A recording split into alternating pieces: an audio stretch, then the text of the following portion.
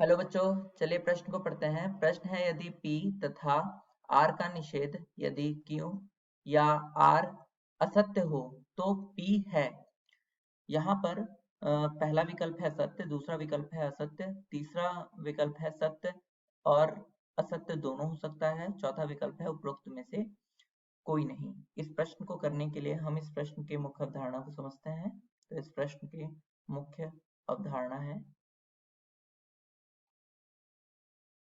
अगर हमारे पास P और दूसरा कथन Q है और यह तथा से जुड़ा हुआ है, तब यह असत्य होगा अगर अगर P या Q में से एक भी क्या है, असत्य है।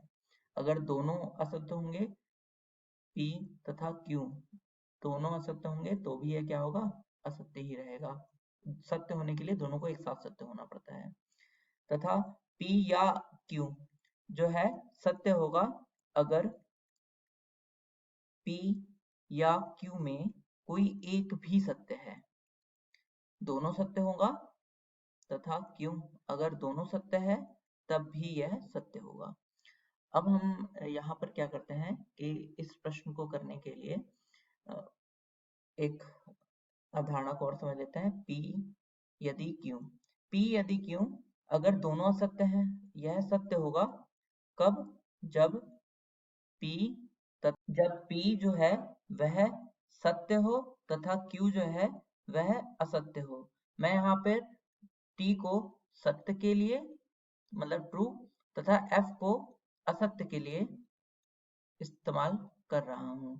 अब इस प्रश्न को करने के लिए हम इस प्रश्न की सत्यता सारणी बना लेते हैं। तो वह है, करने के लिए हम इस प्रश्न की सत्यता सारणी बना लेते हैं। तो P Q R के जो संभावित मान है वह हो सकते हैं सत्य, असत्य, सत्य सत्य सत्य सत्य, असत्य असत्य असत्य असत्य, चार सत्य चार असत्य, तथा सत्य सत्य असत्य असत्य सत्य सत्य असत्य असत्य, तथा सत्य असत्य सत्य असत्य सत्य असत्य सत्य असत्य, यह इसके संभावित मान है। यहाँ पर अब हम जो ज्ञात कर लेते हैं वह R का निषेध है। R का निषेध जो है वह बराबर होगा R से जस्ट विपरीत, तो असत्य सत्य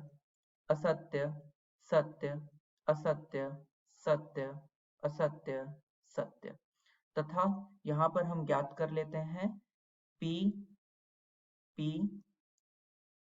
तथा R का निषेध। तो वह हो जाएगा P तथा R का निषेध यह तथा इसमें अगर एक भी असत्य है तो क्या होगा, असत्य होगा। तो पहला वाला असत्य, दूसरा सत्य, फिर यह असत्य, फिर यह सत्य और बाकी के तो असत्य रहेंगे क्योंकि उसमें P तो कंपलसरी है कि वो है असत्य है ही। ठीक, तो यह क्लियर हो गया।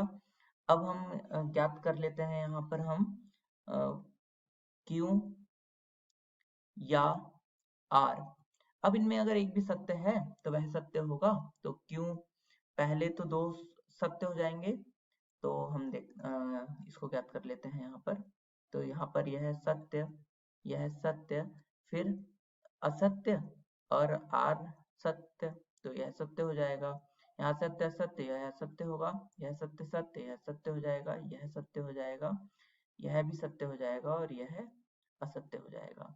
अब हम इसका ज्ञात करते हैं, ये पूरी ही जो हमारा यहाँ पे कथन दिया हुआ है पूरा उसको, वाक्य P तथा R का निषेध यदि Q या R, तो यह कब सत्य होता है, जब दोनों ही सत्य। अब हम जानते हैं यह असत्य सिर्फ तभी होता है जब पहला वाला जो हो वह सत्य हो, दूसरा वाला असत्य हो।